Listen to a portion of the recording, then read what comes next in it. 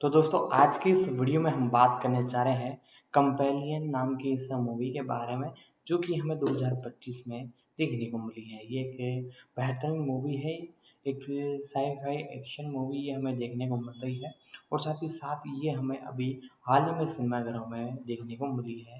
इसी पर बात होगी आज की इस वीडियो में, इसकी pre production, releasing, casting, fact, detail update के बारे में पूरी जानकारी आपको बताएँगे, तो वीडियो को ज़रूर से लाइक कीजिएगा और इसके बारे में अब हम जानना चालू करते हैं। कंपेनियन 2025 की एक अमेरिकी साइंस फिक्शन थ्रिलर फिल्म है, जिसे ड्रू हैनकॉक ने लिखा और निर्देशित किया है। इसमें सोफी थैचर और जैक क्वेड एक जोड़े के रूप में दोस्तों के साथ एक दूरदराज के केबिन में सप्ताहांत की छुट्टी पर है, जो एक रहस्योद्घाटन के बाद अराजकता में बदल जाता है कि मेहमानों में से एक साथी रोबोट है। चार Lucas Cage, Megan Suri, Harvey Guillen और रूपर्ट फ्रेंड सहायक भूमिकाओं में दिखाई देते हैं। कंपेनियन को संयुक्त राज्य अमेरिका में वार्नर ब्रदर्स पिक्चर्स द्वारा 31 जनवरी 2025 को रिलीज किया गया था। फिल्म को आलोचकों से सकारात्मक समीक्षा मिली और $10 मिलियन के उत्पादन बजट पर इसने दुनिया भर में $15 मिलियन की कमाई की। कथानक: एक युवा महिला, आइरिस, उस पल को याद करती है जब वह अपने प्रेमी जोश से एक किराने की दुकान पर मिली थी। कुछ समय बाद आइरिस और जोश अपने दोस्तों कैट, एली और पैट्रिक, साथ ही सरगेई, कैट के प्रेमी और झील के घर के मालिक से मिलने के लिए एक सुनसान झील के घर की यात्रा करते हैं। समूह एक साथ रात का खाना खाता है और रात को नाचता है। रात के खाने के दौरान एली और पैट्रिक, जो खुद एक जोड़ा है, उस रात को याद करते हैं जब वे मिले थे, जबकि बाद में रात में कैट ने आइरिस के प्रति अपने तिरस्कार को उसके सामने स्वीकार किया, यह समझाते हुए कि आइरिस का विचार उसे बदलने योग्य महसूस कराता है। अगले दिन सरगेई झील पर आइरिस का बलात्कार करने का प्रयास करता है, यह स्वीकार करते हुए कि यह कैट का विचार था। वह रुकने से इनकार करता है और वह आत्मरक्षा में उसकी गर्दन पर चाकू घोंपकर उसे मार देती है। खून से लथपथ वह घबराई हुई घर लौटती है और जोश द्वारा उसे अस्थायी रूप से शांत करने के लिए आइरिस, सो जाओ, कमांड का उपयोग करने से पहले उसे समझाने का प्रयास करती है। आइरिस को होश आता है और वह खुद को एक कुर्सी से बंधा हुआ पाती है।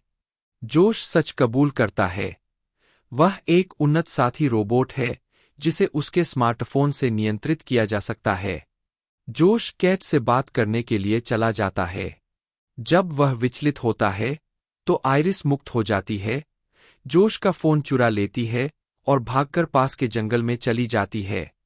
वह फोन पर अपनी सेटिंग्स के साथ प्रयोग करती है, जिससे उसकी बुद्धिमत्ता 40% से 100% तक बढ़ जाती है।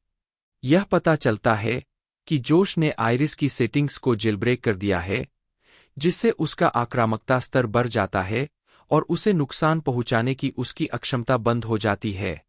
उसने और कैट ने आइरिस सेर्गेई को मारने की योजना बनाई थी ताकि वह सेर्गेई की निजी तिजोरी में रखे $12 मिलियन चुरा सके। एली और पैट्रिक को उसके खिलाफ अपनी कहानी की पुष्टि करने के लिए आमंत्रित किया।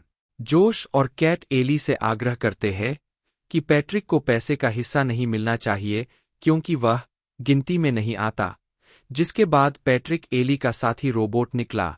एली सरगेई के कमरे से एक बंदूक लेती है, यह मानते हुए कि जोश भावनात्मक रूप से उससे बहुत जुड़ा हुआ है और वह उसे रोक नहीं सकता, और जब तक उसके पास जोश का फोन है, तब तक आइरिस को पूरी तरह से बंद नहीं किया जा सकता। आइरिस को खोजने के लिए चारों जंगल में अलग हो जाते हैं।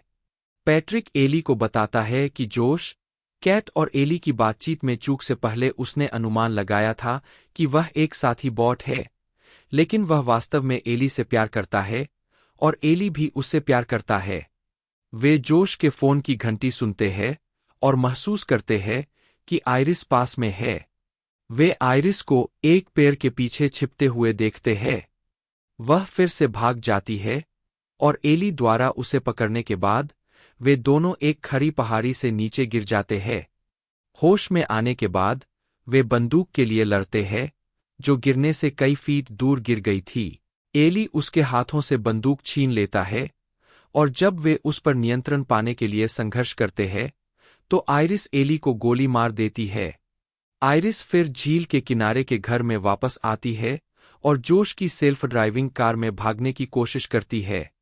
वह कुछ मील दूर जाती है, इससे पहले कि जोश को सरगेई का फोन मिल जाए और वह उसका इस्तेमाल करके अपनी गाड़ी चोरी होने की रिपोर्ट करता है, जिससे कार पूरी तरह से रुक जाती है और वह उसे अंदर बंद कर देती है।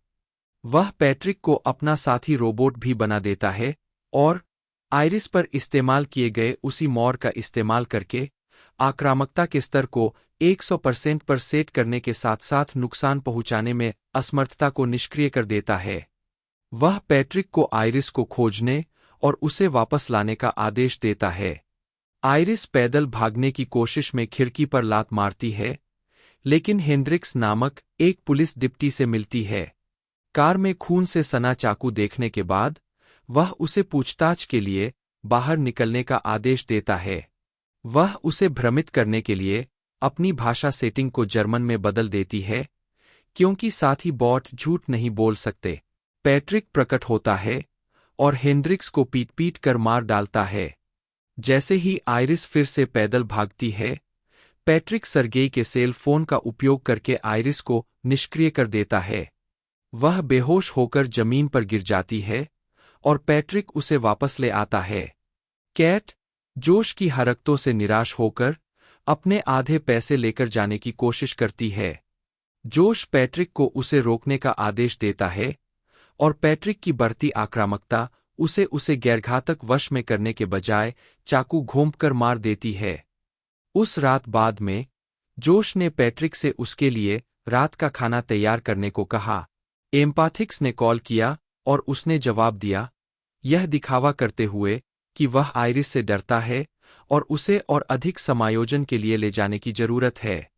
आइरिस सुनती है और देखती है कि वह मेज के दूसरे छोर पर बैठी है, अधिकारी हेंड्रिक्स की हथकड़ी के साथ एक कुर्सी से जंजीर से बंधी हुई है। एक बार जब भोजन समाप्त हो जाता है और रख दिया जाता है, तो वह इस बारे में बड़बड़ाता है कि उसकी कड़ी मेहनत के बावजूद उसके पास जीवन में कितना कम है। जब वह पलटवार करती है, मौखिक रूप से उसे उसके वास्तविक कमजोर और स्वार्थी स्वभाव से परिचित कराती है, तो वह उसकी बुद्धिमत्ता को 0% पर सेट कर देता है, जिससे वह एक ऑटोमेटन में बदल जाती है। वह उसे जलती हुई मोमबत्ती पर अपना हाथ रखने का आदेश देता है, उसे इसे हटाने से मना कर देता है, जिससे उसके हाथ में आग लग जाती है। इसके बाद वे जोश को बताते हैं कि वीडियो और खुफिया जानकारी मस्तिष्क की तरह सिर में नहीं रखी जाती है, बल्कि इसके बजाय उनके सीने और पेट के क्षेत्र में रखी जाती है। जोश उन्हें आइरिस के साथ जाते हुए देखता है। फिर पैट्रिक को अधिकारी हेंड्रिक्स की वर्दी पहने हुए उन्हें मारने और उसे वापस लाने का आदेश देता है। पैट्रिक सिड को मार देता है और टेडी भाग जाता है। टेडी जंगल में भाग जाता है, लेकिन अंततः ठोकर खाकर गिर जाता है और पैट्रिक उसे पकड़ लेता है। इससे पहले कि वह टेडी को मार सके, आइरिस पूरी तरह से रिबूट हो जाती है। वह पैट्रिक से टेडी को छोड़ देने की विनती करती है और पाती है कि वह अपने बरे हुए आक्रामकता के कारण खुद को रोकने के लिए संघर्ष कर रहा है। फिर वह पैट्रिक की मानवता की अपील करती है, उसे एली के प्रति उसके प्यार की याद दिलाती है। आइरिस जोश का सामना करने के लिए आखिरी बार झील के किनारे वाले घर में लौटती है। थोड़ी सी हाथापाई के बाद आइरिस जोश को सोने का निर्देश देती है और एक इलेक्ट्रिक कॉर्कस्क्रू से उसकी कनपटी पर वार करती है, जिससे उसकी मौत हो जाती है। अगली सुबह वह पिछले दिन के खून और गंदगी को धोते हुए अपने हाथ से जली हुई त्वचा को छीलती है, जिससे उसके नीचे की रोबोटिक धातु उजागर हो जाती है। फिर वह कपड़े और सरगेई के पैसे एक कैरीन केस में पैक करती है और एक पुरानी, गैरस्वचालित मस्टैंग लेकर निकल जाती है। गाड़ी चलाते समय वह एक आदमी को एक साथी बॉट के साथ गाड़ी चलाते हुए देखती है, जो बिल्कुल उसके जैसा दिखता है, स्टाइलिंग पसंद को छोड़कर। आइरिस मुस्कुराती है और अपने रोबोटिक हाथ से दूसरे बॉट की ओर चंचलता से हाथ हिलाती है, जिससे बाद वाला भ्रमित और परेशान हो जाता है क्योंकि उसने उनकी एक जैसी शक्ल पहचान ली है। गालना 2024 टोरंटो अंतर्राष्ट्रीय फिल्म महोत्सव में Sophie Thatcher. 2019 San Diego Comic Con में Jack Quaid. Sophie Thatcher by Jack Quaid दाए। सोफी थैचर आयरिस के रूप में, जैक क्वेड जोश के रूप में, लुकास गेज पैट्रिक के रूप में, मेगन सूरी कैट के रूप में, हार्वे गुइलेन एली के रूप में, रूपर्ट फ्रेंड सरगेई जबॉकी यंगवहाइट टेडी के रूप में 5, मैट मैकार्थी सिड के रूप में, मार्क मेंचाका डिप्टी हेंड्रिक्स के रूप में 5, वुडी फू माटेओ के रूप में 5, एशले लैम्बर्ट जोश की कार के रूप में।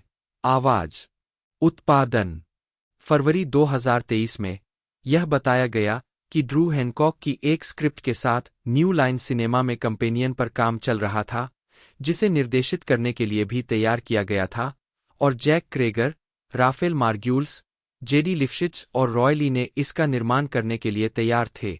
6, 7, 8 क्रेगर को मूल रूप से निर्देशित करने के लिए तैयार किया गया था, लेकिन उन्होंने सुझाव दिया कि यह काम हैनकॉक को दिया जाए।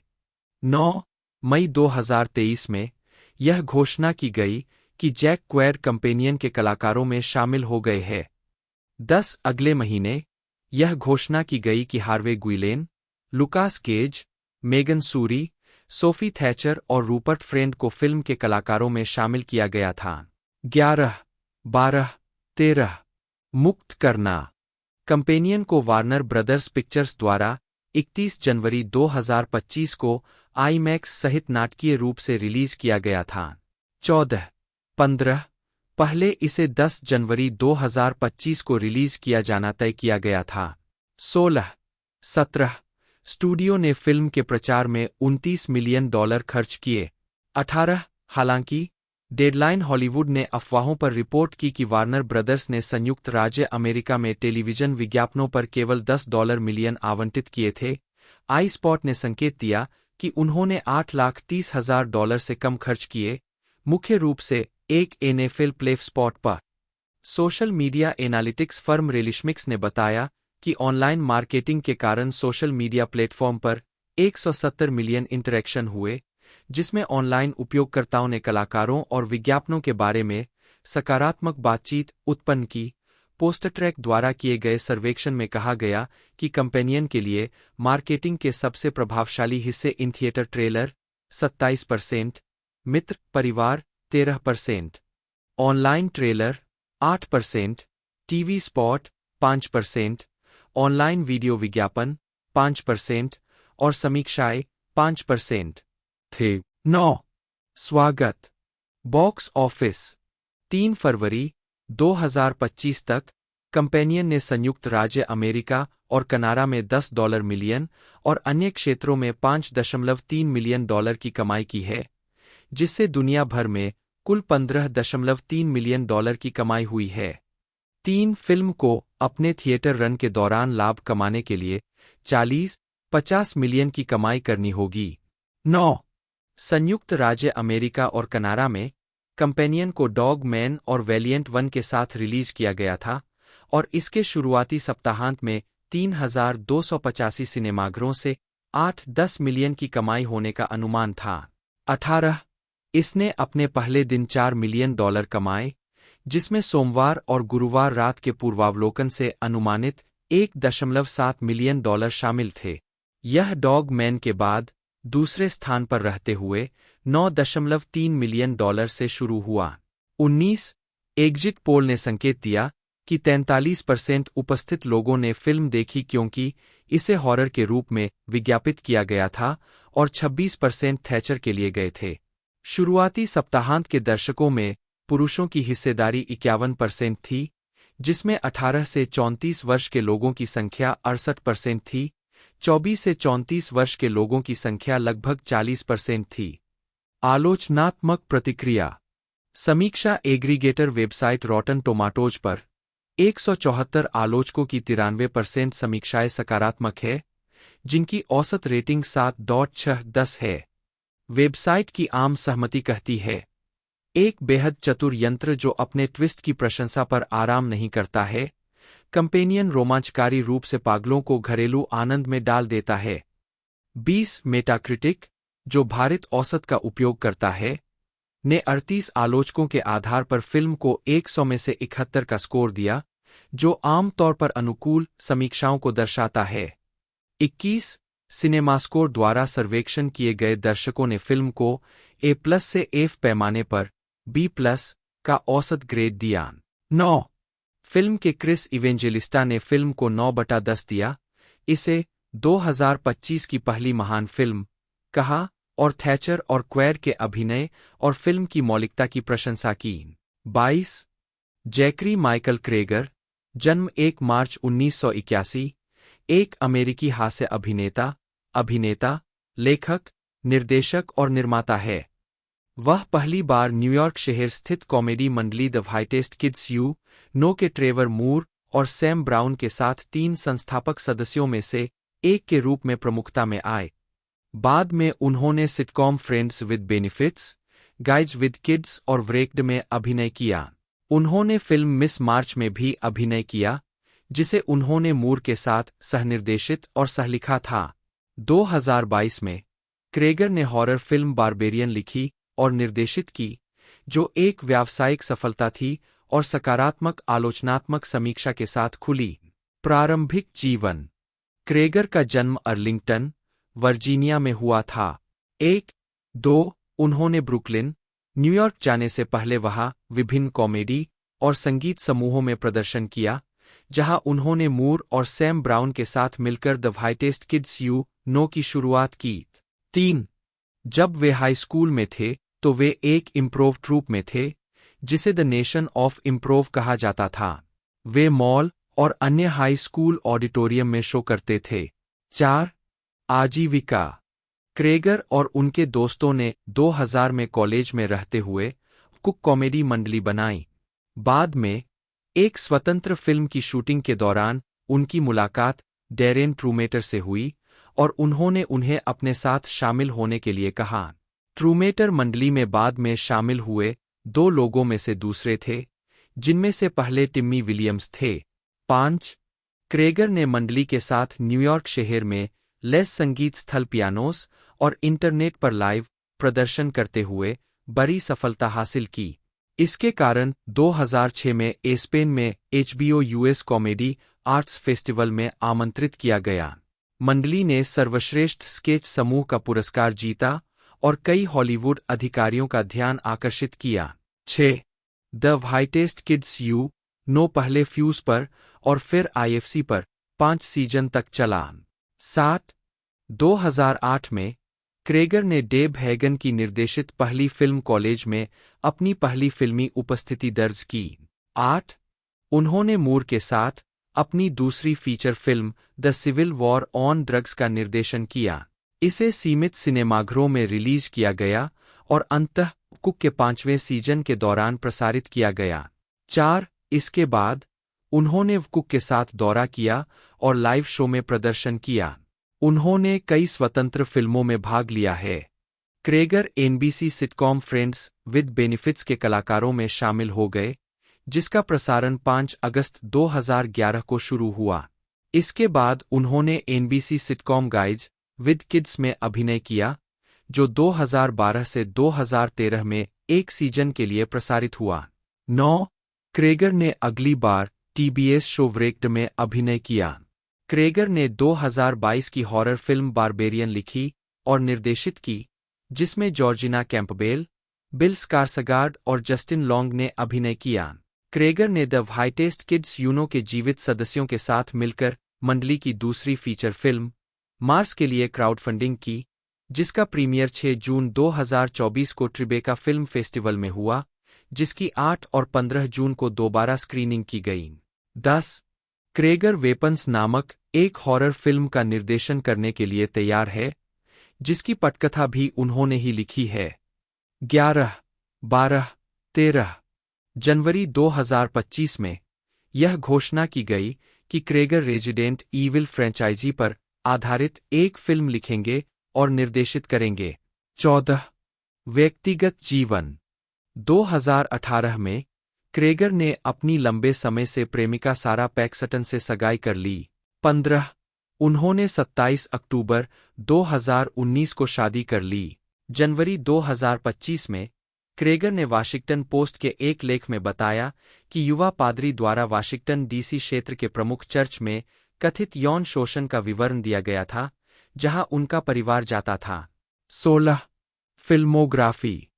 सोफी बाथशेबा थैचर, जन्म 18 अक्टूबर 2000, एक अमेरिकी अभिनेत्री है।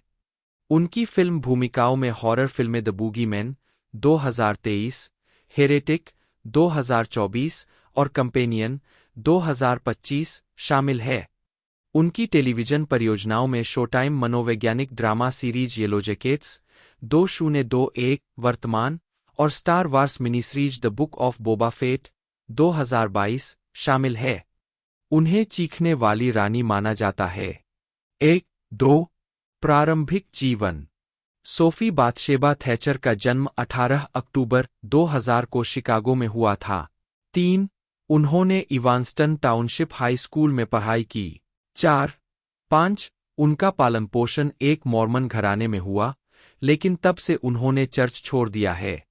चर्च के बारे में बात करते हुए थैचर ने कहा है, मॉर्मन के रूप में बड़ा होना कठिन था। इसके बाद मुझे नहीं लगता कि यह बुरा है, मुझे बस यह नहीं लगता कि यह मेरे लिए सही है। लेकिन एक बच्चे के रूप में इसने मुझे बहुत गुस्सा दिलाया। काम करना चर्च जाने से बचने का एक अच्छा तरीका था। 6 उसका एक भाई है जिसका नाम अलेक्जेंडर है, एक बड़ी बहन जिसका नाम एम्मा है और एक जुड़वां बहन जिसका नाम एली है। 5, 7, 8 उसने अपने परिवार का वर्णन संगीत में बताया है। एक चर्च के गाना बजाने वालों में गाया था, जबकि उसकी मां पियानो बजाया करती थी। वह संगीत थिएटर के लिए एक प्रदर्शन कला स्कूल गई और उनके ऑन कैमरा अनुभव ने उन्हें गायन से ज्यादा अभिनय की ओर आकर्षित किया। 10 आजीविका। थैचर ने अपने करियर की शुरुआत पुलिस प्रक्रियात्मक श्रृंखला शिकागो पीडी 2016 में अतिथि भूमिका के साथ की, जो व्यापक रूप से ज्ञात शिकागो फ्रेंचाइजी में कई प्रविष्टियों में से एक है। उसी वर्ष उन्होंने फॉक्स की अलौकिक हॉरर टेलीविजन श्रृंखला द एक्सोर्सिस्ट में एक और अतिथि भूमिका निभाई, जहां उन्होंने रेगन मैकनील का एक छोटा संस्करण निभाया। इससे पहले उन्होंने 2015 में ग्रोइंग स्ट्रॉन्ग नामक एक लघु फिल्म में अभिनय किया था। 11 2018 में थैचर ने साइंस फिक्शन फिल्म प्रॉस्पेक्ट में पेद्रो पास्कल की सहअभिनीत भूमिका में बड़े पर्दे पर अपनी शुरुआत की। 12 फिल्म एक किशोर लड़की और उसके पिता जे डुप्लास द्वारा अभिनीत की कहानी बताती है, जो चंद्रमा के जहरीले जंगल में रत्नों की खदान के अनुबंध के साथ एक विदेशी चंद्रमा की यात्रा करते हैं। उनके प्रदर्शन के लिए उन्हें ज्यादातर सकारात्मक समीक्षा मिली। वैरायटी के पीटर डेब्रूज ने उन्हें एक नया चेहरा बताया, जो हमें यह मानने के लिए प्रेरित करता है कि वह सिर्फ एक नौसिखिया किशोरी है, जब वास्तव में वह फिल्म का सबसे कठिन चरित्र साबित होती है। 13 अगले वर्ष वह नोबल जोन्स के निर्देशन में बनी पहली फिल्म द टुमारो मैन में नजर आईं। इस दौरान थैचर को येलो जैकेट में नताली की भूमिका मिली। इस प्रक्रिया के बारे में निर्माता बार्ट निकर्सन ने कहा कि कास्टिंग विभाग किसी ऐसे व्यक्ति की तलाश कर रहा था जो वास्तव में स्वतंत्र और अद्वितीय हो, जो एक तरह की जंगलीपन और भेद्यता दोनों को निभा सके। हालांकि अधिकांश ऑडिशन व्यक्तिगत रूप से आयोजित किए गए थे, थैचर ने एक स्वरिकॉर्ड किया हुआ ऑडिशन टेप प्रस्तुत किया और जूलियट लुईस से पहले नताली के रूप में कास्ट किया गया, जो चरित्र के वयस्क समकक्ष को चित्रित करती है। 14 पायलट एपिसोड को सितंबर में हरी झंडी दी गई और नवंबर 2019 में लॉस एंजिल्स में शूट किया गया। 15 2023 में थैचर। 2020 में थैचर ने रेबेका थॉमस द्वारा निर्देशित short form streaming series when the street lights go on में अभिनय किया। यह सीरीज 6 अप्रैल को क्विबी पर शुरू हुई। 16 नवंबर 2020 में थैचर के स्टार वार्स फ्रेंचाइजी में शामिल होने की अफवाह थी, लेकिन यह अज्ञात था कि वह किस सीरीज में दिखाई देंगी। 17 दिसंबर 2020 में शोटाइम ने येलो जैकेट को एक सीरीज ऑर्डर दिया।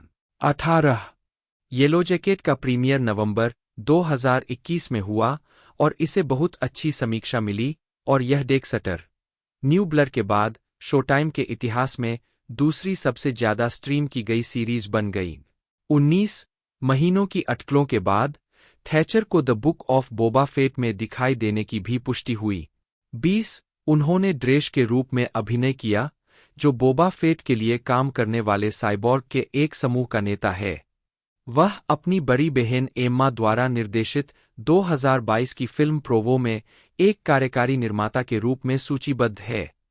थैचर अगली बार क्रिस मेसिना और डेविड डेस्टमल्चियन के साथ हॉरर फिल्म द बूगीमैन में दिखाई दी, जो इसी नाम की स्टीफन किंग की लघु कहानी पर आधारित है और 2 जून 2023 को सिनेमाघरों में रिलीज हुई। 21-22 थैचर प्रयोगात्मक संगीत भी बनाती है।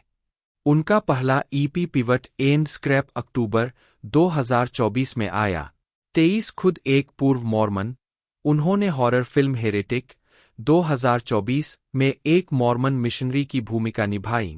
अगले वर्ष उन्होंने हॉरर फिल्म कंपेनियन में जैक क्वैड के साथ अभिनय किया। 24 व्यक्तिगत जीवन थैचर पहले लॉस एंजल्स के शेरमैन ओक्स और सिल्वर लेक परोस में रहती थीं। 2024 तक वह अपने प्रेमी ऑस्टिन फिनस्टीन, संगीतकार और बैंड स्लो हॉलोज के सदस्य के साथ लॉस एंजल्स के निकोल्स कैनियन परोस में रहती है। 25-26 फिल्मोग्राफी चाबी उन प्रस्तुतियों को दर्शाता है जो अभी तक रिलीज नहीं हुई है। पतली परत वर्ष शीर्षक भूमिका नोट्स 2018 संभावना सी 2019 कल का आदमी जीनिन 2022 पलक मेरी लघु फिल्म 2023 हवा सेडी हार्पर 2024 मैक्सीन एफेक्स कलाकार कैमिया विधर्मी बेहेन बार्न्स 2025 साथी आइरिस जैक हेनरी क्वैड जन्म 24 अप्रैल 1992 एक अमेरिकी अभिनेता है। उन्होंने अपने अभिनय की शुरुआत dystopian film the hunger games 2012 में एक छोटी सी भूमिका के साथ की थी। उनकी ब्रेकआउट भूमिका व्यंग्यात्मक सुपरहीरो सीरीज द बॉयज 2019 वर्तमान में सतर्क ह्यूगी कैंपबेल के रूप में थी। क्वैड ड्रामा सीरीज विनाइल 2016 के मुख्य कलाकारों में से एक थे। उन्होंने स्टार ट्रेक लोअर डेक्स 2020 से 2024 सीरीज में ब्रैड बोइमलर और माई एडवेंचर्स विद सुपरमैन 2023 वर्तमान में सुपरमैन की आवाज दी है। फिल्मों में वे लोगन लकी 2017 में नजर आए, स्लेशर फिल्म स्क्रीम 2022 में रिची किर्श की भूमिका निभाई और ओपेनहाइमर 2023 में सैद्धांतिक भौतिक विज्ञानी रिचर्ड फेनमैन की भूमिका निभाई। प्रारंभिक जीवन क्वैड का जन्म लॉस एंजल्स में 24 अप्रैल 1992 को हुआ था। वे मेग रयान और डेनिस क्वैड की शादी से इकलौते बच्चे थे। 3 वे सांता मोनिका, कैलिफोर्निया में क्रॉसरोड स्कूल में बैड मूवी क्लब के अध्यक्ष थे। 4 और उन्होंने 3 साल तक एनवायू टिश स्कूल ऑफ द आर्ट्स में पढ़ाई की। 5 आजीविका 2012 में क्वैड ने फिल्म द हंगर गेम्स में मार्वल के रूप में अपनी शुरुआत की। 6 2013 में उन्होंने the hunger games catching fire में एक फ्लैशबैक दृश्य के लिए मार्वल को एक कैमियो उपस्थिति में दोहराया। उद्धरण वांछित हंगर गेम्स फ्रेंचाइजी के साथ अपनी भागीदारी के बाद क्वैड ने अपनी स्वयं की फिल्म रोडीज सहित कई स्वतंत्र फिल्मों में भाग लिया, जिसे क्राउडसोर्सिंग वेबसाइट इंडिगोगो पर दान के माध्यम से वित्त पोषित किया गया था। 7 इस समय के दौरान वह स्केच कॉमेडी ट्रूप सस्केच स्केच का हिस्सा थे, जो 2013 से 2017 तक सक्रिय था। 8 ने दर्जनों कॉमेडी वीडियो का निर्माण किया और लॉस एंजल्स क्षेत्र में लाइव प्रदर्शन किया। 9 क्वैड ने अन्य कॉमेडी वेब सीरीज और शॉर्ट्स में भी काम किया। क्वैड 2016 की अल्पकालिक टेलीविजन सीरीज विनाइल के मुख्य कलाकारों में दिखाई दिए। 10 2017 में वह स्टीवन सोडरबर्ग की हीस्ट कॉमेडी लोगन लकी में दिखाई दिए और horror comedy film tragedy girls में जॉर्डन वेल्च के रूप में अभिनय किया। 11/12/2019 से क्वैड ने द बॉयज की मुख्य भूमिका ह्यूगी कैंपबेल की भूमिका निभाई है। 13, 14, 15, 16 क्वैड और उनके साथी द बॉयज के सहकलाकार एरिन मोरियार्टी दोनों 2018 के म्यूजिक वीडियो में क्रीडेंस क्लियरवाटर रिवाइवल के गीत have you ever seen the rain में दिखाई दिए। 17 क्वैड ने CBS All Access animated series Star Trek Lower Decks 2020 से 2024 में एनसाइन ब्रैड बॉयमलर की भूमिका को आवाज दी। 18 यह animated series Harvey girls forever में उनकी आवाज अभिनय भूमिका का अनुसरण करता है। क्वैड ने 2019 की रोमांटिक कॉमेडी +1 में भी अभिनय किया और 2022 स्क्रीम रीबूट में दिखाई दिए। 19, 20, 21, 22, 2023 में क्वैड ने Star Trek Strange New Worlds के साथ दोज ओल्ड साइंटिस्ट्स नामक क्रॉसओवर में एनसाइन ब्रैड बॉयमलर का लाइव एक्शन संस्करण निभाया। उद्धरण आवश्यक क्वैड ने क्रिस्टोफर नोलन के ऐतिहासिक महाकाव्य ओपेनहाइमर 2023 में भौतिक विज्ञानी रिचर्ड फेनमैन के रूप में सहायक भूमिका निभाई। 2024 में वह online series half in the bag में निक प्लिंकेट के रूप में और साथ ही बेस्ट ऑफ द वर्स्ट के एक एपिसोड में दिखाई दिए। उद्धरण आवश्यक व्यक्तिगत जीवन क्वैड ने 2016 से 2021 तक अभिनेत्री लिजी मैकग्रोडर को डेट किया। 25-26 फरवरी 2024 में क्वैड ने पुष्टि की कि वह अभिनेत्री और द बॉयज की सहकलाकार क्लाउडिया डॉमिट को डेट कर रहे थे। 27 जुलाई 2024 में क्वैड ने नेपो बेबी लेबल किए जाने पर बात की। द डेली बीस्ट के साथ एक पॉडकास्ट साक्षात्कार में उन्होंने अपनी विशेषाधिकार प्राप्त स्थिति को स्वीकार किया और लेबल से सहमति व्यक्त की, यह देखते हुए कि प्रतिनिधित्व के लिए उनकी शुरुआती पहुंच ने उन्हें अपने करियर में एक महत्वपूर्ण लाभ दिया। उन्होंने अपनी योग्यता साबित करने के अपने प्रयासों पर जोर दिया। अतीत में उनके पिता ने भी टिप्पणी की थी कि क्वैड अपने दम पर सफलता हासिल करने के लिए दृढ़ थे। उन्होंने द हंगर गेम्स में उनकी शुरुआत का संदर्भ दिया। इस बीच उनकी मां ने लेबल की आलोचना की, इसे अपने बेटे की कार्यनीति, प्रतिभा और उसकी विशेषाधिकार प्राप्त स्थिति के बारे में जागरूकता को खारिज करने वाला बताया। 28 फिल्मोग्राफी पतली परत वर्ष शीर्षक भूमिका नोट्स संदर्भ 2012 भूख का खेल चमत्कार 29-30 दुनिया देख रही है। हंगर गेम्स का निर्माण वह स्वयं वृत्तचित्र ब्रॉडवे से सिर्फ 45 minute Danny 30 2013 the hunger games catching fire चमत्कार लुकास केज जन्म 28 मई 1995 एक अमेरिकी अभिनेता है। वह television series American vandal 2017, euphoria 2019, the white lotus 2021, you 2023 और फार्गो 2023 के साथ साथ फिल्म स्माइल 2 2024 और कंपेनियन 2025 में भी नजर आए। प्रारंभिक जीवन गेज का जन्म 28 मई 1995 को सैन डिएगो, कैलिफोर्निया में हुआ था और उनका पालनपोषण एंसिनिटास, कैलिफोर्निया में हुआ। 1-2 वह हर गर्मियों में फिल्म कैंप में जाते थे। 3 और नाटकों और विज्ञापनों में अभिनय करते थे।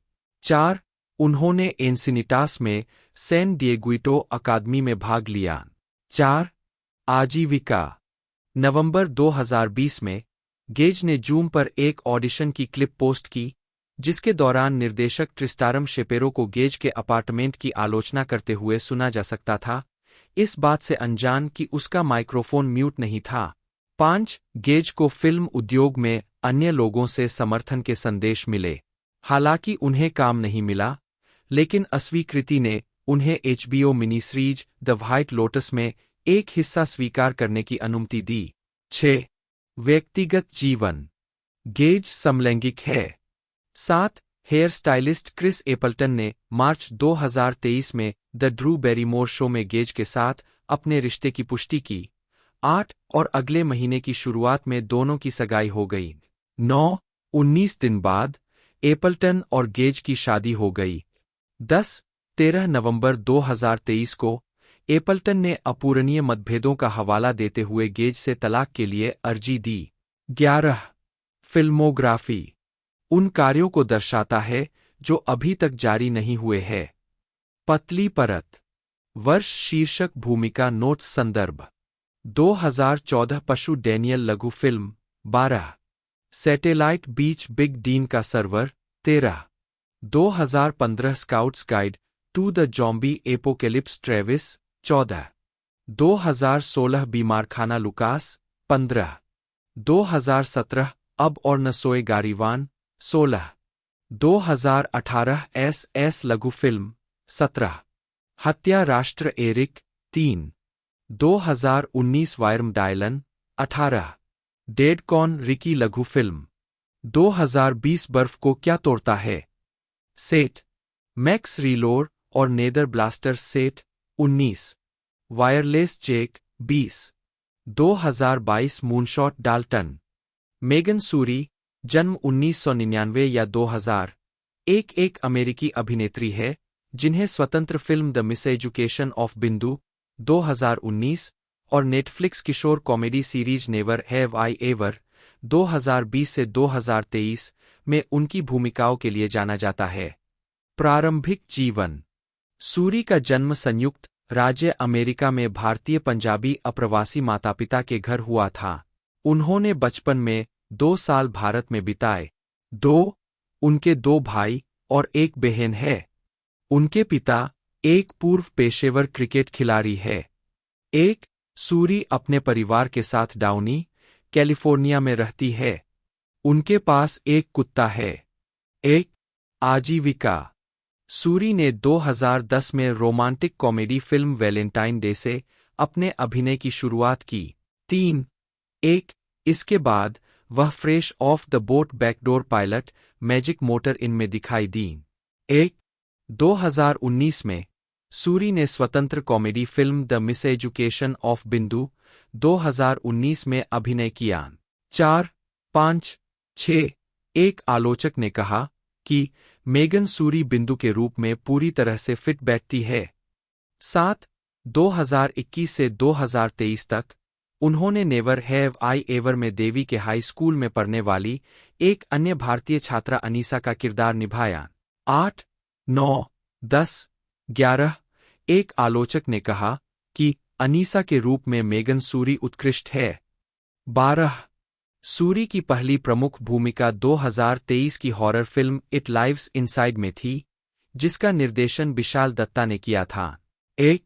फिल्मोग्राफी पतली परत वर्ष शीर्षक भूमिका नोट्स संदर्भ 2010 वैलेंटाइन्स डे रानी 13 2019 बिंदु की गलत शिक्षा बिंदु चौधरी 14 2020 ड्रामारामा क्लेयर 15 2023 गुमवीना 16 यह अंदर रहता है समीदा सैम 17 2025 साथी कैट 18 टेलीविजन वर्ष शीर्षक भूमिका नोट्स संदर्भ 2015 कगार समीरा 4 एपिसोड 19 2017 हड्डियां क्लेयर एपिसोड पुराने कुत्तों में नई चालें 20 मार्गदर्शन नवी गुप्ता एपिसोड डेड स्लट 21 भविष्य का मनुष्य बेटी एपिसोड पायलट आधुनिक परिवार विलंबित छात्र एपिसोड कठिन प्रेम जेवियर हार्वे गुइलेन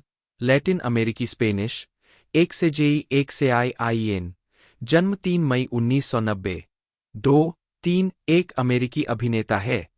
उन्हें television series What we do in the Shadows में मानव परिचित गिलर्मो डेला क्रूज की भूमिका के लिए जाना जाता है। 4-5 प्रारंभिक और व्यक्तिगत जीवन गुइलेन मैक्सिकन प्रवासियों का बेटा है। 6 उन्होंने हार्वे नाम तब अपनाया जब स्कूल के शिक्षक उनका पहला नाम नहीं बोल पाते थे। 1 गुइलेन ने सिट्रस कॉलेज में दाखिला लिया, जहां उन्होंने 2005 में 3 साल का सिट्रस सिंगर्स प्रोग्राम पूरा किया। 7 उनके पिता जो पहले व्यक्ति थे जिन्होंने उन्हें अभिनय करने के लिए प्रोत्साहित किया। 2017 में फेफड़ों के कैंसर से उनकी मृत्यु हो गई। 8, 9 गुइलेन स्पेनिश, अंग्रेजी और जापानी भाषा बोलते हैं। 10 जो उन्होंने जापान की 13 महीने की यात्रा के दौरान सीखी थी, वह खुद को समलैंगिक मानते हैं। 11, 12 आजीविका। 2022 फीनिक्स फैन फ्यूजन में गुइलेन टेलीविजन सीरीज में आवर्ती भूमिकाओं में नजर आ चुके हैं, जैसे ह्यूज 2010 में एलिस्टेयर डेलगाडो, द थंडरमैन 2013 से 2018 में कजिन ब्लोबिन, आई कैंडी 2015 में जॉर्ज रेयस और द मैजिशियन 2017 से 2018 में बेनेडिक्ट फेनविक।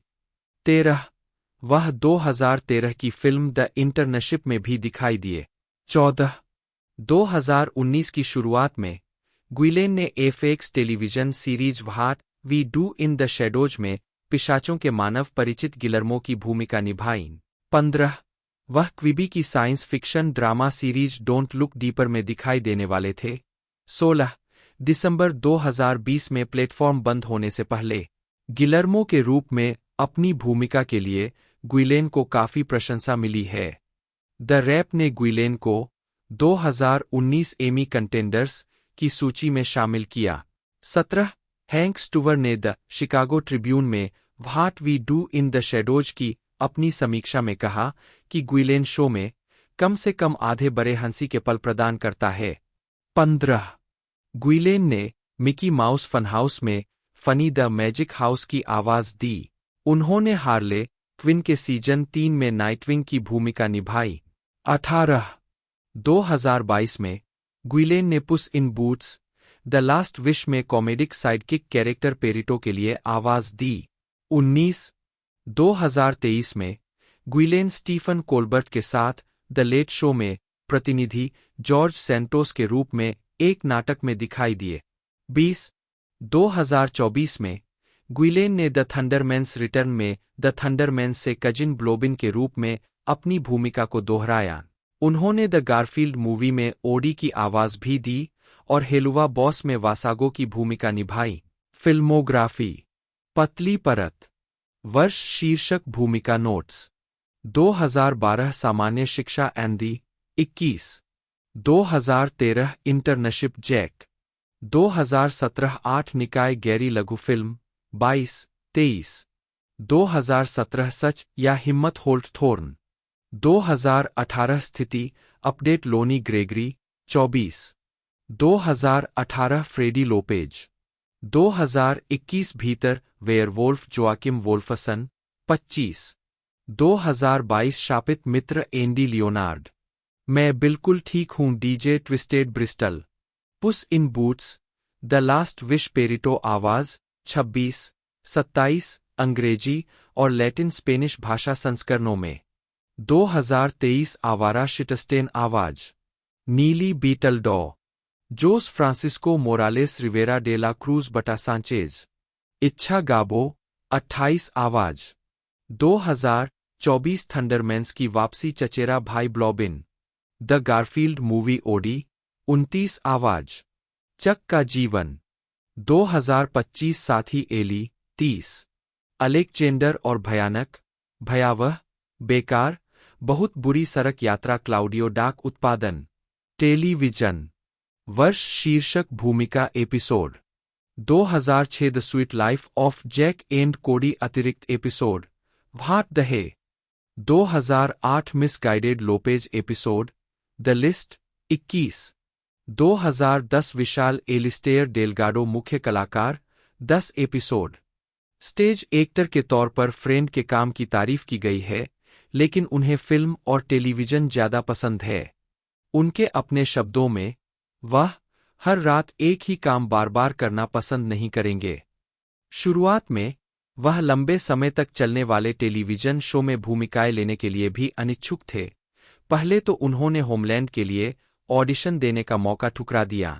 27 फ्रेंड ने कहा है कि उनका मानना है कि कल्पना एक अभिनेता का सबसे महत्वपूर्ण उपकरण है। 47 64 वह अपने पात्रों पर व्यापक पृष्ठभूमि अनुसंधान करते हैं। द यंग विक्टोरिया में प्रिंस अल्बर्ट के रूप में अपनी भूमिका के लिए उन्होंने चरित्र की बेहतर समझ प्राप्त करने के लिए ऐतिहासिक शोध किया।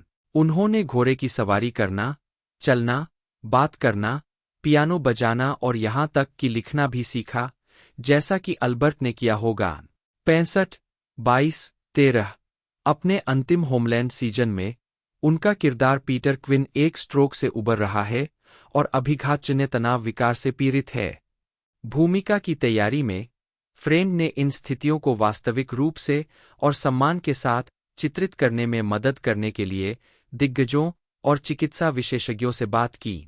66 निर्देशक, पटकथा लेखक, निर्माता और गीतकार।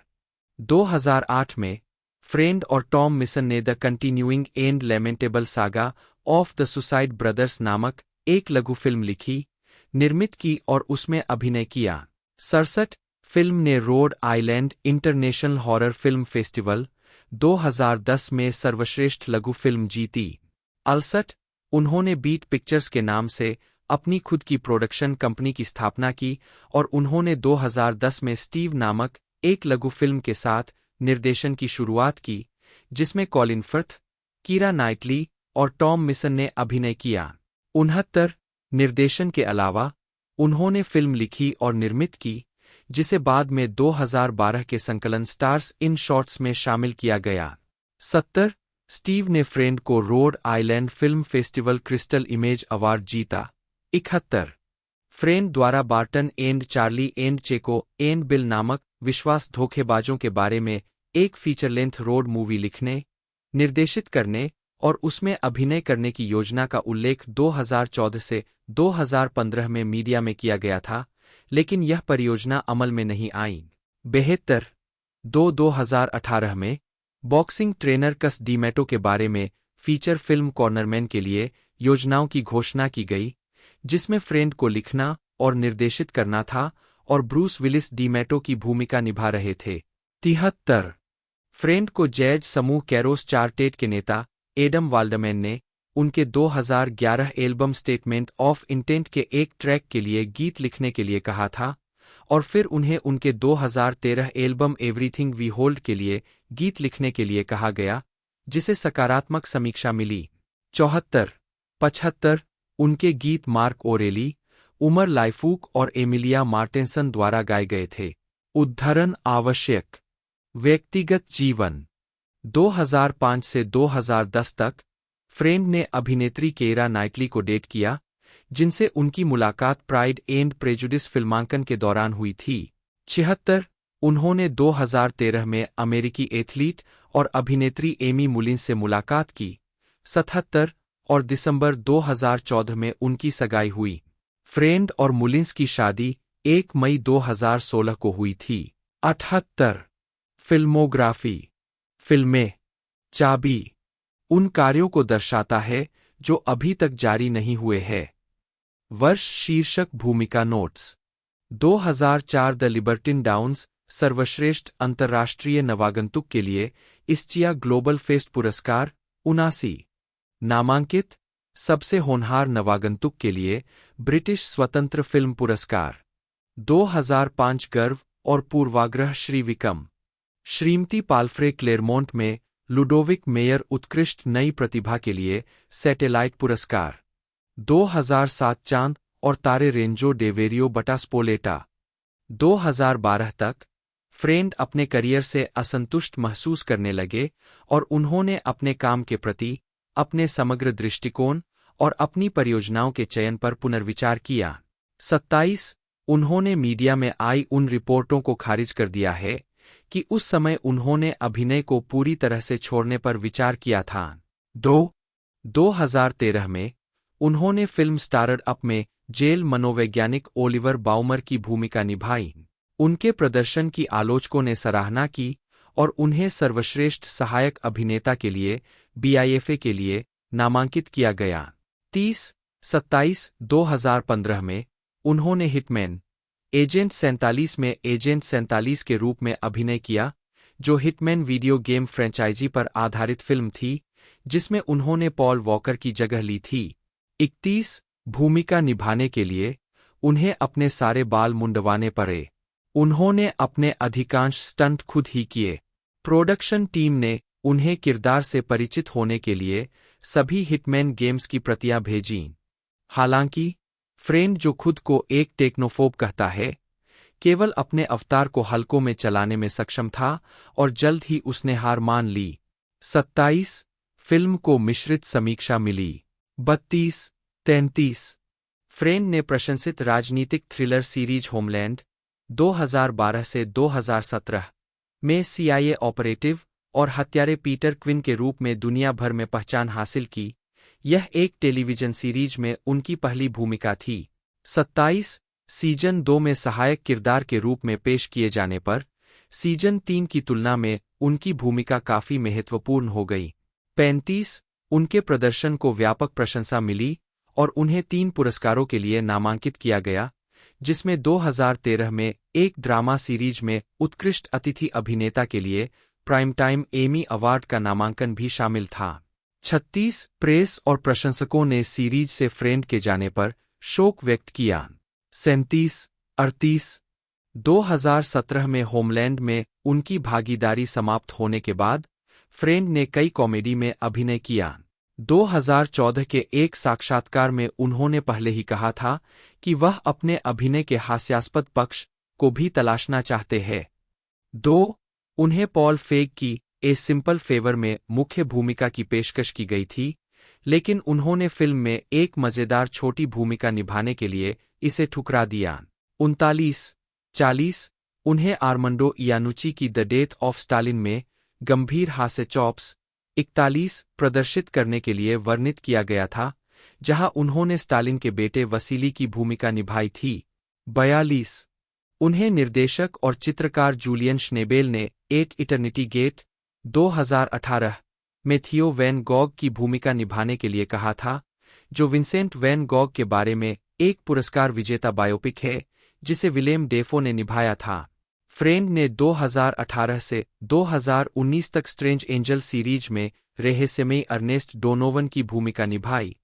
उनके प्रदर्शन की प्रशंसा मनोरंजक विचित्रता और खौफनाक तीव्रता के रूप में की गई। 43 2018 में फ्रेंड ने जॉन पैट्रिक शैनली का एक नया audio drama last night in the garden I saw you प्रस्तुत किया, जिसमें मिशेल विलियम्स भी थीं। अगले वर्ष फ्रेंड को पटकथा लेखक डेविड कोएप ने अपने डेब्यू उपन्यास कोल्ड स्टोरेज की ऑडियो बुक सुनाने के लिए कहा। 44 उन्होंने 2019 किमलेट स्क्रिप्टेड पॉडकास्ट मदर हैकर में पीटर हार्डी के चरित्र को आवाज दी। 2020 वर्तमान 2020 की शुरुआत में फ्रेंड निर्देशक वेस एंडरसन के साथ नियमित रूप से काम करने वाले अभिनेताओं के समूह में शामिल हो गए।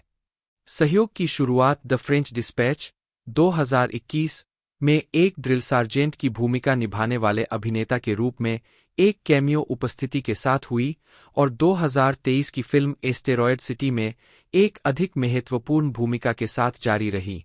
45 उन्होंने एंडरसन की नेटफ्लिक्स लघु फिल्मों द स्वान और द रैट कैचर 2023 में प्रमुख भूमिकाएं निभाईं, जो रोनाल्ड डाहल की लघु कहानियों पर आधारित है, जिन्हें फ्रेंड ने अपना हीरो बताया है।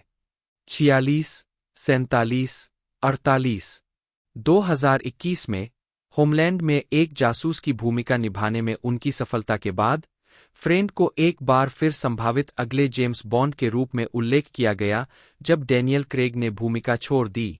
17 उन्होंने 2021 की हॉरर फिल्म सेपरेशन में मुख्य भूमिका निभाई, जिसे बड़े पैमाने पर नकारात्मक समीक्षा मिली। हालांकि एक एकल पिता के रूप में फ्रेंड के प्रदर्शन को प्रशंसा मिली। 49-50 साइंस फिक्शन फिल्म इन्फिनिटी 2021, जिसमें उन्होंने मार्क वाहलबर्ग के साथ बार्टन का किरदार निभाया था, को 2021 की सबसे खराब फिल्मों में से एक के रूप में सूचीबद्ध किया गया था। 51-52 अगले वर्ष फ्रेंड ने टिम किर्कबी की फिल्म लास्ट लुक्स 2022 में नेटवर्क बॉस विल्सन सिकोर्सी की भूमिका निभाई, जिसे सकारात्मक समीक्षा मिली। 53-54 उन्होंने नेटफ्लिक्स की mini series anatomy of A scandal में बलात्कार के मुकदमे में ब्रिटिश राजनेता जेम्स व्हाइट हाउस की भूमिका में सियाना मिलर और मिशेल डॉकरी के साथ अभिनय किया। फ्रेंड ने शुरुआत में 2 बार भूमिका को ठुकरा दिया क्योंकि उन्हें विशेषाधिकार प्राप्त व्हाइट हाउस के साथ पर्याप्त आत्मीयता महसूस नहीं हुई। उन्हें इस भूमिका को लेने के लिए तभी राजी किया गया जब निर्देशक एस.जे. क्लार्कसन ने उन्हें चरित्र की मानवता को चित्रित करने का तरीका खोजने की चुनौती दी। 55 उनके अभिनय की आम तौर पर प्रशंसा की गई। श्रृंखला को ही आलोचकों से मिश्रित समीक्षा मिली। 56, 57, 58 फ्रेंड ने डिज्नी प्लस की सीरीज ओबी-वान केनोबी 2022 में ग्रैंड इनक्विजिटर की भूमिका निभाई, एक ऐसा अनुभव जिसका उन्होंने आनंद लिया और जिसे वे दोहराना चाहेंगे। भूमिका शारीरिक रूप से चुनौतीपूर्ण थी। ग्रैंड इनक्विजिटर के कवच का वजन 45 पाउंड था और शूटिंग के हर दिन मेकअप कलाकारों की एक टीम को भूमिका के लिए आवश्यक मेकअप और प्रोस्थेटिक्स लगाने में 4 घंटे लगते थे। 59 उन्होंने पेट्रिसिया अर्क्वेट और मैट डिलन के साथ कॉमेडी सीरीज हाई डेजर्ट में मुख्य पात्रों में से एक को चित्रित किया। 60 फरवरी 2022 में यह घोषणा की गई कि फ्रेंड जैक स्नाइडर की विज्ञान कथा फिल्म रिबेल मून में मुख्य भूमिका निभाएंगे। शेड्यूलिंग समस्याओं के कारण उन्होंने इस परियोजना से नाम वापस ले लिया। 61 वह क्यूकोर म्यूजिकल पॉडकास्ट श्रृंखला क्यूपिर का हिस्सा होंगे, जिसे 2022 की गर्मियों में रिलीज करने की योजना है। 62 मई 2024 में यह घोषणा की गई कि वह 2025 की फिल्म जुरासिक वर्ल्ड रीबर्थ में दिखाई देंगे। 63 अभिनय पर रूपर्ट विलियम एंथनी फ्रेंड, जन्म अक्टूबर 1981, एक अंग्रेजी अभिनेता है। उन्हें पहली बार द लिबर्टिन 2004 और मिसेज पाल्फ्रे एट द क्लेरमोंट 2005 में उनकी भूमिकाओं के लिए पहचान मिली। दोनों ने उन्हें सर्वश्रेष्ठ नवागंतुक का पुरस्कार दिलाया।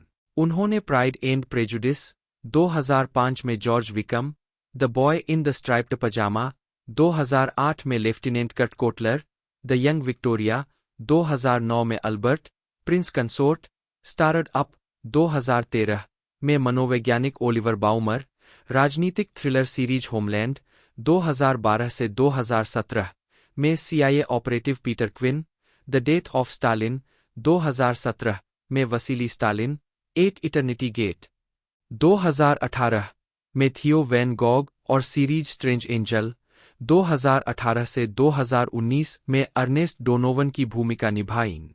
2020 की शुरुआत में फ्रेंड ने निर्देशक वेस एंडरसन के साथ सहयोग करना शुरू किया, जिसकी शुरुआत द फ्रेंच डिस्पैच 2021 में एक कैमियो से हुई। इसके बाद एस्टेरॉयड सिटी 2023 और नेटफ्लिक्स की लघु फिल्मों द स्वान और द रैट कैचर में भूमिकाएं निभाईं। 2022 में उन्होंने anatomy of A scandal series में बदनाम ब्रिटिश राजनेता जेम्स व्हाइट हाउस की भूमिका निभाई और डिज्नी प्लस सीरीज ओबी-वान केनोबी में ग्रैंड इनक्विजिटर की भूमिका निभाई। फ्रेंड 2 पुरस्कार विजेता लघु फिल्मों के निर्देशक, पटकथा लेखक या निर्माता है। The Continuing and Lamentable Saga of the Suicide Brothers 2008 और स्टीव 2010। उन्होंने कैरोस 4 टेट 2013 एल्बम एवरीथिंग वी होल्ड के लिए गीत लिखे। प्रारंभिक जीवन और शिक्षा। रूपर्ट विलियम एंथनी फ्रेंड का जन्म अक्टूबर 1981 1 में कैम्ब्रिज, इंग्लैंड में हुआ था। 2, 3, 4, 5, 6 उनकी मां कैरोलीन और उनके पिता डेविड ऑक्सटन फ्रेंड। 7 एक कला इतिहासकार है और वे 2 बच्चों में बड़े हैं। जब वे 2 साल के थे तो उनका परिवार ऑक्सफोर्डशायर के एक छोटे से गांव में चला गया। 8, 9 जिसे स्टोन्सफील्ड कहा जाता है। 7, 10 वे छोटी उम्र से ही एक उत्साही पाठक थे और रोनाल्ड डाहल की किताबें उन्हें बहुत पसंद थीं। 8 फ्रेंड ने वुडस्टॉक, ऑक्सफोर्डशायर में Marlborough C of E school में पढ़ाई की। उद्धरण आवश्यक।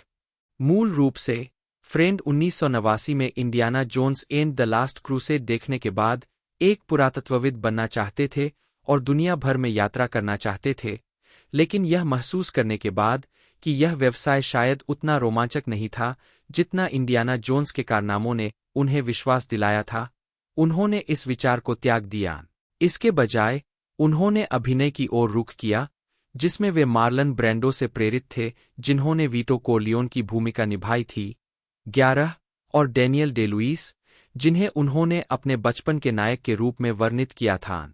12 स्कूल के बाद फ्रेंड ने 1 साल का गैप लिया, जिसमें उन्होंने प्रशांत महासागर में कुक आइलैंड्स की यात्रा की। वहां उनका मोटरसाइकिल एक्सीडेंट हुआ और उन्हें न्यूजीलैंड के अस्पताल में एयरलिफ्ट किया जाना था। उनकी चोटें गंभीर थीं और उनका एक पैर काटने का खतरा था। जब तक वे कॉलेज जाने के लिए इंग्लैंड लौटे, तब तक उन्हें बैसाखी का सहारा लेना पड़ रहा था। 8 फ्रेंड ने लंदन में weber Douglas academy of dramatic art में अपना पेशेवर अभिनय प्रशिक्षण प्राप्त किया। 13 अभिनय कैरियर 2004 से 2009 फ्रेंड ने द लार्मी प्रोजेक्ट के एक स्टेज प्रोडक्शन में 3 छोटी भूमिकाएं निभाईं जब वह ड्रामा स्कूल में अपने तीसरे वर्ष में थे और उन्हें एक कास्टिंग डायरेक्टर ने देखा। 14 उन्होंने 2004 की फिल्म द लिबर्टिन में जॉनी डेप के साथ बिली डाउन्स के रूप में अपने अभिनय की शुरुआत की, जिसके लिए उन्हें 2005 के सैटेलाइट अवार्ड्स में उत्कृष्ट नई प्रतिभा का नाम दिया गया। बाद में उन्होंने कहा कि अपने करियर की शुरुआत में डेप के साथ काम करना फिल्म अभिनय में एक बड़ा सबक था। 7 2005 में फ्रेंड ने मिसेज पाल्फ्रे एट द क्लेरमोंट के फिल्म रूपांतरण में लुडोविक मेयर के रूप में अपनी पहली अभिनीत भूमिका निभाई, जिसमें उन्होंने जॉन प्लॉवराइट के साथ अभिनय किया। 22 साल की उम्र में पियर्स ब्रॉसन द्वारा भूमिका से हटने के बाद फ्रेंड को जेम्स बॉन्ड की भूमिका के लिए स्क्रीन टेस्ट की पेशकश की गई। उन्होंने मना कर दिया क्योंकि उन्हें लगा कि बॉन्ड की भूमिका निभाने के लिए उनके पास जरूरी जीवन का अनुभव नहीं है। 17 2009 में फ्रेंड ने चेरी फिल्म में अभिनय किया, जिसमें उन्होंने मिशेल फिफर के साथ शीर्षक चरित्र निभाया। वह नाजी जर्मनी में लेफ्टिनेंट कर्ट कोटलर के रूप में The Boy in the Striped Pyjamas के कलाकारों में शामिल हुए। 18-19 2010 में फ्रेंड ने द यंग विक्टोरिया में अल्बर्ट प्रिंस कंसोर्ट की भूमिका निभाई। यंग विक्टोरिया के निर्माता ग्राहम किंग ने फ्रेंड को मुख्य भूमिका के लिए परीक्षण करने के लिए आमंत्रित किया क्योंकि उन्हें प्राइड एंड प्रेजुडिस में उनका प्रदर्शन याद था। 20 अल्बर्ट के उनके चित्रण को प्रशंसा मिली, विशेष रूप से भूमिका के लिए विस्तार और पूरी तैयारी पर ध्यान देने के लिए। फ्रेंड ने कहा कि असली चुनौती अल्बर्ट जैसे अनिवार्य रूप से अच्छे आदमी के अंधेरे पक्षों को चित्रित करने का तरीका खोजना था, ताकि चरित्र को गहराई दी जा सके। 21, 22, 13 2010 से 2019 2010 में बफ्टा समारोह में मित्र। 2010 में फ्रेंड ने द लिटिल डॉग लाफ्ड के यूके प्रीमियर में मिशेल के रूप में अपनी पहली प्रस्तुति दी। 23 इसके बाद उन्होंने डेनिस पॉटर की ब्रिमस्टोन एंड ट्रेकल में मुख्य किरदार निभाया, जिसे अच्छी समीक्षाएं मिली। 24 उन्होंने केविन लुईस के उपन्यास पर आधारित फिल्म द किड में अभिनय किया। 25 चूंकि फिल्म में मुक्केबाजी शामिल है, इसलिए उन्होंने अपनी शारीरिक और मनोवैज्ञानिक स्थिति को बेहतर बनाने के लिए प्रशिक्षण लिया। 14 कुल मिलाकर द किड का आलोचनात्मक स्वागत अनुकूल से कम था। 26-27 उन्होंने लुल्बी फॉर पाई नामक एक फ्रांसीसी फिल्म में भी अभिनय किया, जिसमें उन्होंने सैम नामक एक गायक की भूमिका निभाई। 28 2011 में उन्होंने फिल्म 5 डेज ऑफ वॉर के नायक थॉमस एंडर्स की भूमिका निभाई, जिसे बहुत अच्छी समीक्षा नहीं मिली। 29 रॉय ली, जन्म 23 मार्च 1969, एक अमेरिकी फिल्म और टेलीविजन निर्माता है। उनकी प्रोडक्शन कंपनी वर्टिगो एंटरटेनमेंट ने लायंसगेट के साथ फर्स्ट लुक डील की है। प्रारंभिक जीवन। ली का जन्म 1969 में ब्रुकलिन, न्यूयॉर्क के वाइकॉफ हाइट्स अस्पताल में कोरियाई माता-पिता के घर हुआ था। उनके पिता एक डॉक्टर और उनकी मां सिर्फ 3 साल के लिए संयुक्त राज्य अमेरिका में थे और अभी भी अनुकूलन कर रहे थे। ली की मां एक धर्मनिष्ठ ईसाई, ने उम्मीद जताई कि वह एक पादरी बनेंगे। एक जॉर्ज वाशिंगटन विश्वविद्यालय में अपने स्नातक अध्ययन के दौरान ली ने फ्रीड, फ्रैंक, हैरिस, श्राइवर और जैकबसन नामक लॉ फर्म में इंटर्नशिप की। GW से स्नातक करने के बाद ली ने American university Washington college of law में लॉ स्कूल में दाखिला लिया, जहां उन्होंने कॉर्पोरेट लॉ में करियर बनाने की तैयारी की। आजीविका 1996 में अमेरिकन यूनिवर्सिटी से लॉ स्कूल से स्नातक करने और फ्राइड फ्रैंक में 8 महीने तक काम करने के बाद वे लॉस एंजिल्स चले गए और अल्फाविले नामक एक प्रोडक्शन कंपनी में ट्रैकर के रूप में काम किया। ट्रैकर स्पेक मटेरियल और डील मेकिंग पर नजर रखते हैं। उस समय ट्रैकर फोन पर जानकारी साझा करते थे, कॉल के अंतिम चक्र में लगातार एक दूसरे को अपडेट करते थे। ऑनलाइन ट्रैकिंग ली के ट्रैकर मित्रों में से एक, पोली कोहेन जॉनसन, जर्सी फिल्म्स में कहानी विभाग को अपडेट कर रहे थे और उनके पास अपने ट्रैकिंग समूह को ऑनलाइन करने का विचार था। ली ने जॉनसन और प्रोपेगेंडा फिल्म्स के ग्लेन ग्रेगरी के साथ मिलकर अपने दैनिक फोन कॉल को एक ऑनलाइन ट्रैकिंग समूह में बदल दिया। 1997 में ली ने अपने 20 दोस्तों के लिए ट्रैकर नामक एक इंटरनेट बुलेटिन बोर्ड स्थापित किया, जो स्क्रिप्ट को रेट करते थे और प्रत्येक के लिए प्रासंगिक ट्रैकर जानकारी पोस्ट करते थे। 6 महीने के भीतर ली ने हॉलीवुड में प्रोडक्शन कंपनियों और स्टूडियो में अन्य ट्रैकर्स के लिए 25 ऑनलाइन समूह स्थापित किए थे। चूंकि वह हर समूह से संबंधित एकमात्र सदस्य था, इसलिए उसके पास सबसे अच्छी जानकारी थी। ली के प्रोजेक्ट ने स्पेक स्क्रिप्ट बाजार को हमेशा के लिए बदल दिया। जबकि स्पेक स्क्रिप्ट और पिचें बिकती रहीं, कमजोर सामग्री को अधिक तेजी से खारिज कर दिया गया, अक्सर एक ही दिन में कई एजेंटों की निराशा के लिए। ऑनलाइन ट्रैकिंग ने बाजार को गति दी, अधिक ईमानदारी लाई, विकास अधिकारियों को अधिक प्रभावी ढंग से सामग्री की तलाश करने की अनुमति दी और एजेंटों और निर्माताओं पर बेहतर सामग्री का प्रतिनिधित्व करने के लिए अधिक दबाव डाला। 1999 में ली ने अपने 2 दोस्तों क्रिस बेंडर और जेसी स्पिंक के स्वामित्व वाली एक प्रतिभा प्रबंधन कंपनी बेंडर स्पिंक के साथ काम करना शुरू किया। उन्हें इंटरनेट सामग्री खोजने का काम सौंपा गया, लघु फिल्में जो पीसी पर चलेंगी। इसी वर्ष एड काशिबा, सीन कोनोली और ली ने स्क्रिप्टशार्क.com नामक कंपनी विकसित की, जो नौसिखिए पटकथा लेखकों के लिए अपनी स्क्रिप्ट का मूल्यांकन करने और संभावित रूप से विपणन करने का एक ऑनलाइन तरीका था। स्क्रिप्टशार्क अंततः द न्यूयॉर्क टाइम्स को बेच दिया गया और 2016 में बंद हो गया। वर्टिगो एंटरटेनमेंट मुख्य लेख वर्टिगो एंटरटेनमेंट 2001 की शरद ऋतु में सभी प्रमुख स्टूडियो में फिल्म प्रोजेक्ट स्थापित करने के बाद ली ने बेंडर स्पिंक को छोड़ दिया और डग डेविसन के साथ मिलकर वर्टिगो एंटरटेनमेंट बनाया। जब साथ में किसी प्रोजेक्ट पर काम कर रहे थे, तो ली ने बिक्री की और डेविसन ने अनुवर्ती काम संभाला। ली ने बताया कि शुरुआत में सबसे मुश्किल काम विदेश में संपर्क बनाना था। ली के सौदे करने के तरीके में एशियाई वितरकों को यह समझाना शामिल था कि उनकी फिल्में शायद अमेरिका में उनके उपशीर्षकों के कारण नहीं बिकेंगी और वे रीमेक अधिकार बेचकर ज्यादा पैसे कमाएंगे।